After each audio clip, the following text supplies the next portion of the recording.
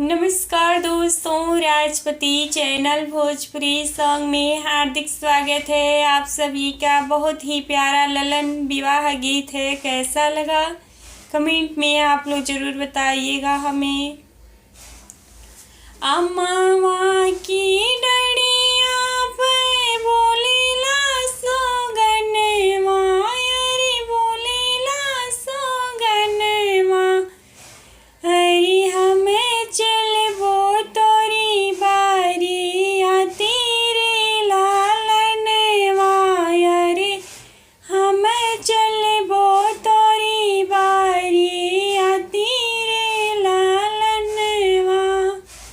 सब की हो चली है ये गड़िया मोटर से, अरे गड़िया मोटर से, हमें तो आकाशे उड़ी जइबो रे लालनवा, अरे हमें तो आकाशे उड़ी चलबो रे लालनवा। अम्मा की डलिया से बोलेला सोगनवा, अरे बोलेला सोगनवा, हमें चलबो तोरी ससुरारी रे लालनवा, अरे हमें चलबो तोरी ससुरारी रे लालनवा। सब की हो खइए पूड़ी कचौड़ी, अरे पूड़ी कचौड़ी, हम तायामा फल तोड़ी खइबो रे लालनवा, अरे हम तो आमा फल खइबो रे लालनवा। सब की हो खइए पूड़ी कचौड़ी, अरे हम तो आम फल खइबो रे लालनवा, अरे हम तो आम फल खइबो रे लालनवा।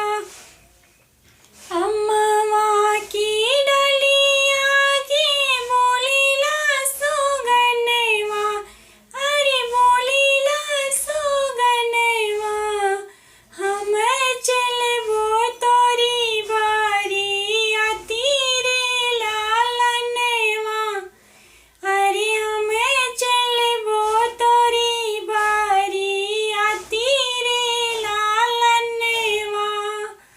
सब की हो सोएगा गलैचा, सब की हो सोएगा गलैचा, अरे हम तो सोइब कुस की गोलैया रे लालनवा, अरे हम तो सोइब कुस की गोलैया रे लालनवा, अरे हम तो सोइब अम्मा के डड़ी रे लालनवा।